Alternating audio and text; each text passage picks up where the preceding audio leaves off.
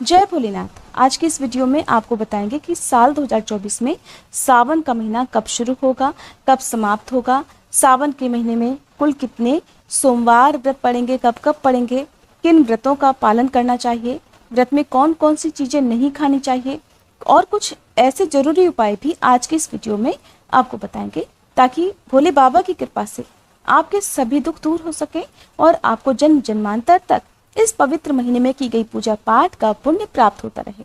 सबसे पहले तो आप इस वीडियो को लाइक करके कमेंट बॉक्स में भोलेनाथ की जय जरूर लिख दीजिएगा। श्रोताओं, सावन का महीना भगवान शिव के भक्तों के लिए बहुत ही खास होता है, बहुत ही पवित्र होता है। पूरे साल भर भगवान शिव के भक्त इस पवित्र महीने का इंतजार करते हैं और ये वही महीना है जिसे हम प्यार का महीना भी कहते हैं। पक्षियों की चहचहाहट मधुर संगीत में बदल जाती है। इस पवित्र महीने से ही वर्षा ऋतु का आगमन होता है। प्रकृति हरी भरी और जगमगन हो जाता है।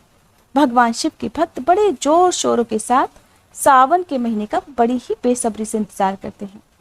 इस पूरे महीने में भगवान शिव माता पार्वती के साथ धरती लोक पर आकर अपने हर भक्त के घर में वास भी करते हैं और उनकी सच्ची भक्ति से उन्हें सुख समृद्धि का आशीर्वाद देते हैं। सावन का हर एक दिन ही बहुत शुभ माना जाता है। हर दिन ही अपने आप में पवित्र होता है और हर दिन ही भोलेनाथ की पूजा भी की जाती है। लेकिन सावन के महीने में पड़ने वाले सोमवार के व्रतों की बात ही कुछ और होती है। सोमवार का दिन, इस दिन व्रतधारी व्रत रखकर संपूर्ण फलों की प्राप्ति कर लेते हैं। इस बार साल 2024 में 22 जुलाई से सावन का महीना शुरू होगा और सावन महीने की समाप्ति 19 अगस्त के दिन होगी। सावन के आखिरी सोमवार के दिन ही 19 अगस्त यानी सोमवार के दिन ही रक्षाबंधन का पवित्र त्योहार भी मनाया जाएगा। अब जानते हैं कि सावन के इस पवित्र महीने में कुल कितने सोमवार पड़ेंगे और आपको कितने उपवास रखने हैं। तो सावन का पहला दिन 22 जुलाई यानी सोमवार है और सावन का पहला दिन ही सोमवार पड़ने से इस पवित्र महीने में 4 चांद लग गए हैं। सावन का दूसरा सोमवार व्रत 29 जुलाई को रहेगा। तीसरा सोमवार का व्रत 5 अगस्त को पड़ेगा।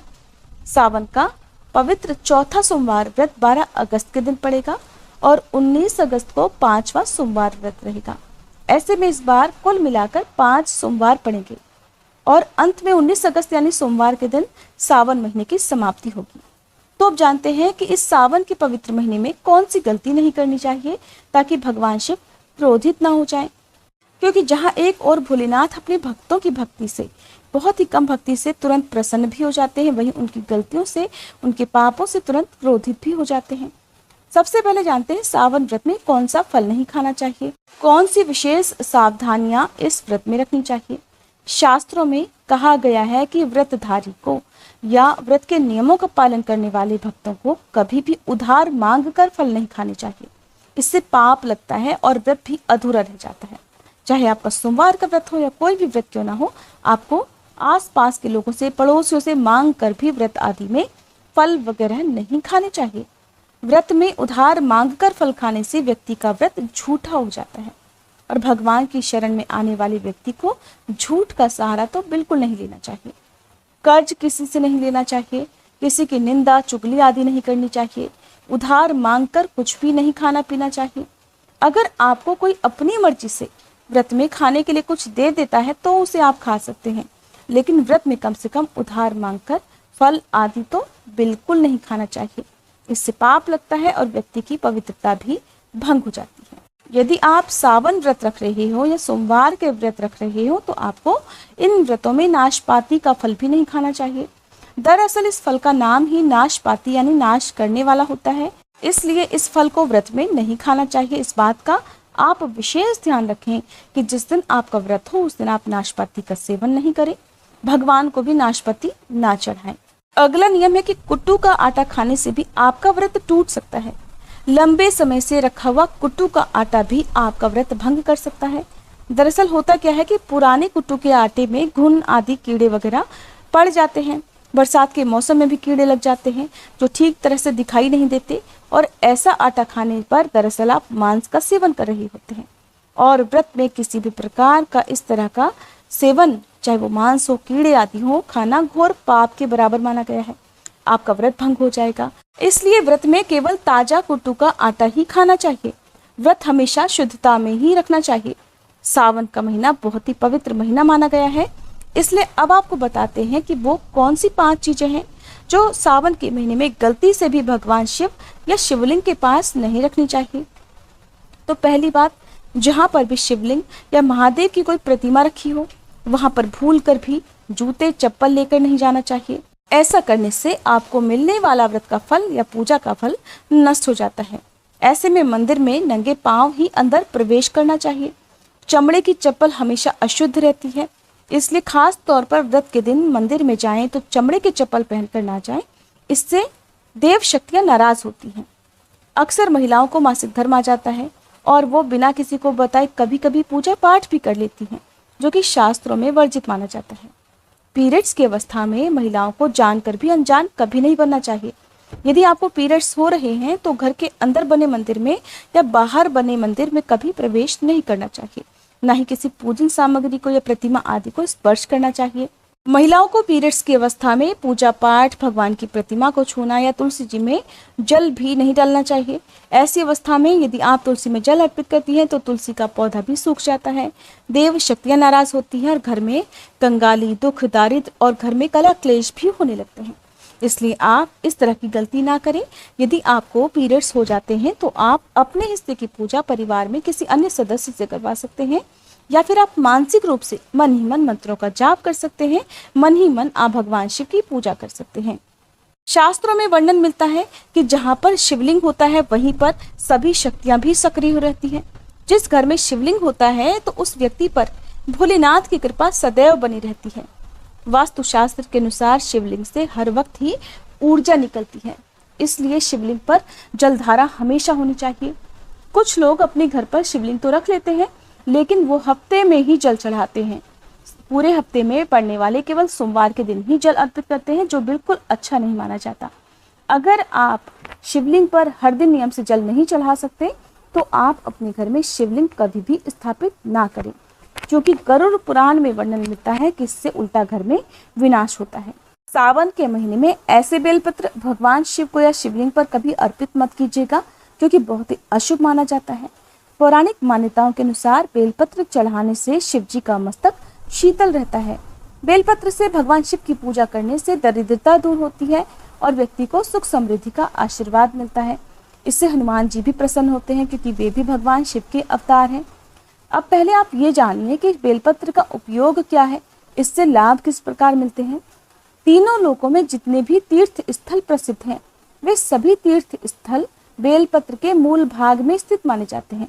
इस बात को हो सकता है कि आप लोग ना जानते हो। यदि बेल का वृक्ष घर के बीचों बीच या पूर्व दिशा में लगा हो तो घर में धन धान्य की कोई भी कमी नहीं रहती और परिवार में हमेशा खुशहाली बनी रहती है। जो व्यक्ति नियमित रूप से बेल के वृक्ष के मूल भाग की धूप, दीप, गंध आदि से, पुष्प आदि से पूजा करता है, उसे मृत्यु के बाद अंत में शिवलोक की प्राप्ति होती है। अब जानिए बेलपत्र के बारे में कुछ जरूरी बातें। तो चतुर्थी, अष्टमी, नवमी, चतुर्दशी और अमावस्या तिथि, साथ ही संक्रांति और सोमवार के दिन बेलपत्र नहीं तोड़ना चाहिए। पूजा से एक दिन पहले ही बेलपत्र तोड़कर रख लेना चाहिए। आपको बता दें कि बेलपत्र कभी भी अशुद्ध नहीं होते हैं। यदि आपको पूजा के लिए नए और ताजे बेलपत्र नहीं मिल रहे हैं तो आप किसी दूसरे के चढ़ाए हुए बेलपत्र को भी स्वच्छ जल से धोकर भगवान शिव या शिवलिंग पर अर्पित कर सकते हैं। ध्यान रखें, बेलपत्र में 3 पत्तियां होनी चाहिए। 3 पत्तियों से जुड़ा हुआ बेलपत्र ही भगवान शिव को अर्पित किया जाता है। कटी फटी पत्तियां बेलपत्र की नहीं होनी चाहिए। कटी फटी पत्तियों को अर्पित करने से भगवान शिव का अपमान माना जाता है, इसलिए बेलपत्र की पत्तियां एकदम साफ और शुद्ध होनी चाहिए। अब जानते हैं कि सावन के इस पवित्र महीने में अगर किसी को ये 5 संकेत मिल जाए तो इससे ये पता चलता है कि महादेव आपकी भक्ति से बहुत प्रसन्न है और आपको धनवान होने से, सौभाग्यशाली होने से कोई भी नहीं रोक सकता। सबसे पहला, बैल का दरवाजे पर आना। नंदी महाराज भगवान भोलेनाथ के वाहन होते हैं। नंदी बाबा को भगवान शिव का द्वारपाल भी कहा गया है। नंदी बाबा को बुद्धि और ज्ञान का प्रतीक माना गया है। भगवान शिव के मंदिर के बाहर हमेशा नंदी बाबा विराजमान रहते हैं। लेकिन अगर सावन के इस पवित्र महीने में अचानक से नंदी बाबा आपके दरवाजे पर आ जाएं और घर की चौखट को सींग मारने लगे, तब आपको समझ लेना चाहिए कि भगवान शिव आपके घर में आने वाले हैं। जो कि ये उनके आने का संकेत है।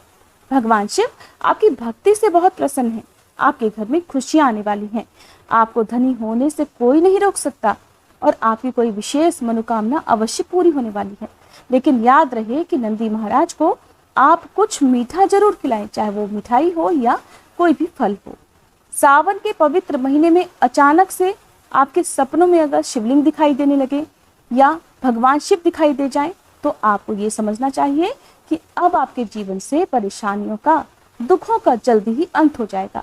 भगवान शिव आपकी सच्ची आराधना और भक्ति से बहुत खुश हैं और वो आपके घर में आने वाले हैं। ऐसे में ध्यान रखें कि भगवान शिव की भक्ति में कोई कमी नहीं आनी चाहिए। आपके विचारों में शुद्धता होनी चाहिए। घर को गंदा नहीं रखना चाहिए, क्योंकि आपके घर में भगवान शिव का आगमन होने वाला है।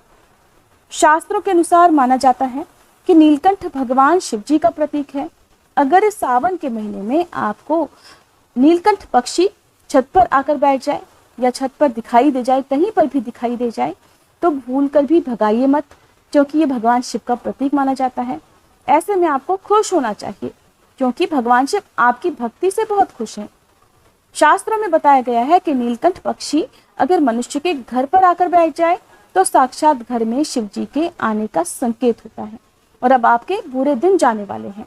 कहते हैं कि भगवान श्री राम ने भी इस नीलकंठ, इस दिव्य पक्षी के दर्शन करने के बाद ही रावण पर विजय प्राप्त की थी। अगर आपको कहीं पर भी नीलकंठ पक्षी दिखाई दे जाए तो आप सच्चे मन से आंखें बंद कर भोलेनाथ का स्मरण करके आपकी जो भी मनोकामना हो उसे सच्चे मन से मांग लीजिए, तो आपकी मनोकामना भी शीघ्र पूरी हो सकती है। सावन के महीने में अगर आपको अचानक से काला सांप नजर आ जाए तो उसे भी बहुत शुभ माना जाता है। आप सांप को बिल्कुल भी ना मारें, क्योंकि ये भी भगवान शिव के प्रसन्न होने का संकेत है। और जिनकी भक्ति से भगवान शिव प्रसन्न होते हैं तो महादेव किसी खास अवसर पर ही अपने भक्तों को दर्शन देते हैं। और सावन का महीना बहुत ही पवित्र महीना माना जाता है। ये वही पवित्र महीना है जिसमें भगवान शिव धरती लोक पर माता पार्वती के साथ विचरण कर रहे होते हैं, धरती लोक पर अपना वास बना लेते हैं। सावन के पवित्र महीने में सपने में किसी मंदिर में नाग नागिन का जोड़ा देखना बहुत ही शुभ होता है और ये इस बात का भी प्रतीक है कि अब आपके घर में खुशी आने वाली है। सावन के शुभ अवसर पर सोमवार के दिन डमरू की आवाज, घंटियों की आवाज सुनाई दे जाए तो यह और भी शुभ होता है। इसका अर्थ है कि भगवान भोलेनाथ आपसे प्रसन्न हैं और जल्दी ही आपके घर और जीवन में प्रवेश करने वाले हैं। आपका आर्थिक संकट दूर करने वाले हैं, जीवन में सुख समृद्धियां लाने वाले हैं और महादेव आपसे बहुत प्रसन्न हैं। अब आपको एक उपाय बताते हैं जिसे यदि आप सावन के पवित्र महीने में किसी भी दिन कर लेंगे तो दुनिया की कोई भी ताकत, कोई भी शक्ति आपको धनवान होने से नहीं रोक पाएगी। आप सावन के महीने में ये उपाय जरूर करें, क्योंकि सावन का महीना हर दिन नहीं आता है। इसलिए आप किसी भी पवित्र दिन में, किसी भी दिन में सच्चे मन से पूर्ण विश्वास रखकर इस उपाय को जरूर कर लेंगे। जो आप मांगेंगे वो आपको अवश्य ही मिल जाएगा। सबसे पहली बात तो देखिए, कर्ज से हर व्यक्ति कभी ना कभी परेशान रहता है। कोई ना कोई व्यक्ति ऐसा होता ही है जो जीवन में कर्ज से परेशान रहता है, जिसके ऊपर भारी कर्ज होता है, या फिर घर में ग्रह दोष हो, राहु दोष हो, मंगल दोष हो, बहुत ज्यादा गरीबी हो। तो इस उपाय से आप पल भर में ही इस प्रकार की समस्याओं से मुक्ति पा सकते हैं। इन सभी दुखों से, परेशानियों से मुक्ति पाने के लिए आपको 5 ऐसे काम हैं जो इस पवित्र महीने में करने हैं। पहला काम, जो कि इन 5 काम में से सबसे पहला काम है, वो है पक्षियों को दाना डालना। पक्षियों को दाना डालने से जिंदगी की सभी परेशानियों का अंत हो जाता है, खुशियां मिलती हैं जिसकी आप कल्पना भी नहीं कर सकते। और ख़ास तौर पर अगर आप शनिवार और मंगलवार के दिन पक्षियों को दाना डालते हैं तो आपको जो भी आपके ऊपर कर्ज है वो भगवान शिव की कृपा से दूर होने लगता है। शिव पुराण के अनुसार भगवान शिव कहते हैं कि यदि व्यक्ति के जीवन में कर्ज हो तो उसी समय उस व्यक्ति को पक्षी को दाना डाल देना चाहिए और पानी भी रखना चाहिए। भगवान शिव कहते हैं कि मिट्टी के प्याले या कुल्हड़ में अगर पक्षी को पानी पिलाया जाए तो व्यक्ति की 7 पीढ़ियां कर्ज से मुक्त रहती हैं। उन्हें कभी भी जीवन में कर्ज लेने की आवश्यकता नहीं रहती। माता पार्वती भगवान शिव से कहती हैं कि महादेव, अगर पिछले जन्म का कर्ज वह अगले जन्म में चुकाना चाहे तो उस मनुष्य को क्या करना चाहिए। तब भगवान शिव ने माता पार्वती से कहा कि हे देवी, आपने जगत के कल्याण के लिए बहुत ही अच्छा प्रश्न किया है, जिसका उत्तर अब मैं आपको देता हूँ। अगर कोई भी व्यक्ति अपने कर्ज से मुक्ति पाना चाहता हो या अपने पापों से, चाहे वो कितना भी बड़ा पापी क्यों ना हो, मुक्ति चाहता हो, ऋण से मुक्ति चाहता हो, तो उसे पक्षियों की निस्वार्थ भाव से सेवा करनी चाहिए। उन्हें नियमित रूप से दाना पानी देते रहना चाहिए, तभी मैं प्रसन्न रहता हूँ और व्यक्ति को ऋण मुक्त करता हूँ। अगले जन्म तक पीढ़ी दर पीढ़ी उसको कभी कर्ज लेने की नौबत नहीं आती।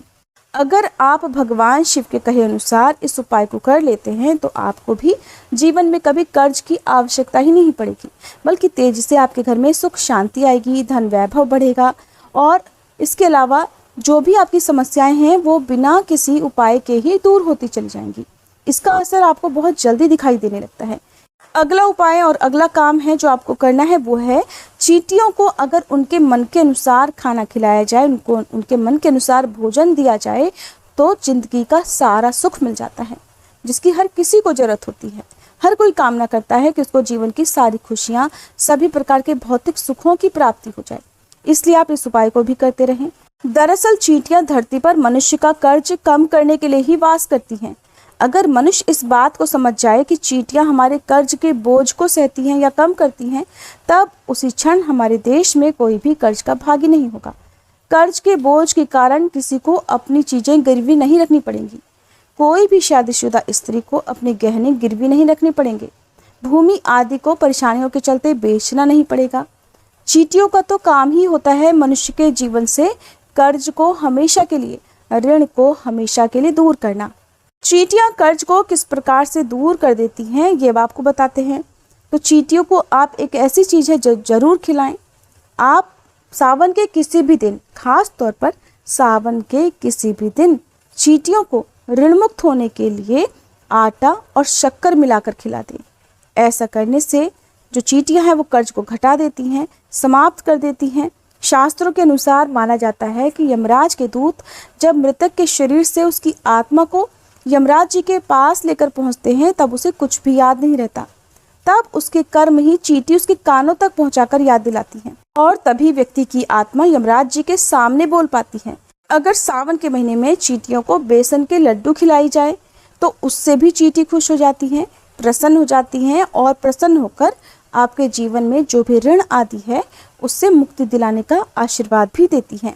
जब मनुष्य को आशीर्वाद मिलता है तो मनुष्य के जीवन से हर प्रकार के दुख दूर हो जाते हैं।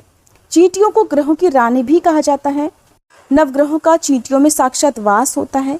वेद पुराण के अनुसार साक्षात चींटियां माता लक्ष्मी को आपके घर तक ला देती हैं। घर में माता लक्ष्मी को लाने का सबसे बड़ा हाथ चींटियों का ही होता है, क्योंकि चींटियां अगर प्रसन्न रहती हैं तो माता लक्ष्मी भी प्रसन्न रहती हैं। चींटियों को शक्कर खिलाने से सभी ग्रह शांत होते हैं। ग्रह यदि एक बार शांत हो जाए तो मनुष्य को सारे सुख वैभव खुद ब खुद मिल जाते हैं। अगला काम जो आपको करना है, सावन के पवित्र महीने में बंदरों को अगर हर मंगलवार कुछ मीठा जैसे गुड़ और चने खिलाए जाएं तो जिंदगी की हर मुश्किलें हल हो जाती हैं, जो हर व्यक्ति चाहता है। बंदरों को गुड़ चना खिलाने या खाना खिलाने से बजरंगबली बहुत ही प्रसन्न होते हैं और आपके सारे दुखों को हर लेते हैं। एक बंदर को मंगलवार के दिन भोजन कराने से 10 हनुमान चालीसा पढ़ने का फल प्राप्त होता है। 10 बंदरों को चना खिलाने या केला आदि खिलाने से 10,000 बार हनुमान चालीसा पढ़ने का पुण्य मिलता है। अगली बात, सावन में काल भैरव की सवारी, अगर कुत्तों को काल भैरव की सवारी माना जाता है। अगर उन्हें मीठे बिस्किट खिलाए जाएं या उन्हें रोटी खिलाई जाए तो भी कर्ज से मुक्ति मिल जाती है। साथ ही आपके घर में कलह क्लेश यदि होता हो, कोई नकारात्मक ऊर्जा हो तो वो भी दूर हो जाती है। इसलिए आप इस महीने में इस उपाय को भी सच्चे मन से विश्वास रखकर करते रहें। भगवान शिव को पशुपतिनाथ ऐसे ही नहीं कहा जाता, इसलिए सावन के महीने में कुत्ते को भोजन अवश्य कराएं। अब बात करते हैं उस 5वें काम की जो कि आपको जरूर करना चाहिए। शायद आप नहीं जानते कि गाय में सभी 33 कोटि देवी देवताओं का वास होता है। इसी कारण हम गाय को माता के रूप में पूजते हैं। अगर सावन के महीने में गाय को पहली रोटी खिलाई जाए तो इसका असर आपको उसी दिन से दिखने लगेगा। धीरे धीरे आपकी जो समस्याएं हैं वो दूर हो जाएंगी। अगर आपको किसी बात का अनजाना भय लगा रहता हो, कोई चिंता हमेशा सताती रहती हो, तो ऐसे समय में सावन में आपको अपने सिर के ऊपर से 7 बार 5 बेसन के लड्डू उतारकर किसी काली गाय को खिला देना चाहिए। ऐसा करने से आपके ऊपर जो नकारात्मक शक्ति का असर है वो दूर होगा। आपको कर्ज से तो मुक्ति मिलती ही है, साथ ही साथ आपके सभी पाप भी कट जाते हैं। अगर आपको बहुत ही कम समय के अंदर कर्ज से मुक्ति पानी है तो सावन में आप इन 5 उपायों को जरूर करें, तभी आपको कर्ज से मुक्ति मिल सकती है। ये थी आज की वीडियो। अगर आपको ये वीडियो अच्छी लगी हो, जानकारी पसंद आई हो, तो वीडियो को लाइक करके हमारे चैनल को जरूर सब्सक्राइब कीजिएगा।